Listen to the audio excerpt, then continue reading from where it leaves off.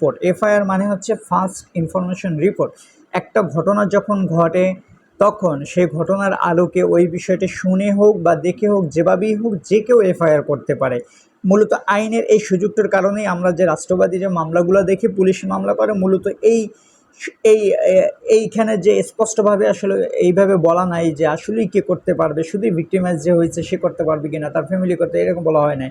বরং বলা হয়েছে একটা ঘটনা যখন ঘটে তখন সেই ঘটনাটা যে শুনে বা দেখে যে কেউ হোক, ওই ঘটনা সম্পর্কে পুলিশের কাছে যে আসুক, মূলত ওটাই ফার্স্ট ইনফরমেশন রিপোর্ট। মূল ডিটেলসটা ফার্স্ট ইনফরমেশন রিপোর্ট, মানে এটা একটা ইনফরমেশনাল রিপোর্ট। এবং এই রিপোর্টের ভিত্তি করেই মূলত তদন্তের কাজটা আগায়, এবং সেই তদন্তের ভিত্তিতেই মূলত মামলাটি পরিচালিত হয়। সাক্ষ্য পর্যায়ে গিয়েও তদন্তের বিষয়ে অনেক নাড়াচাড়া হয়, কিন্তু এফআইআর এবং তদন্ত রিপোর্টের কারণে মামলা অনেক বেশি শক্তিশালী হয়, অনেক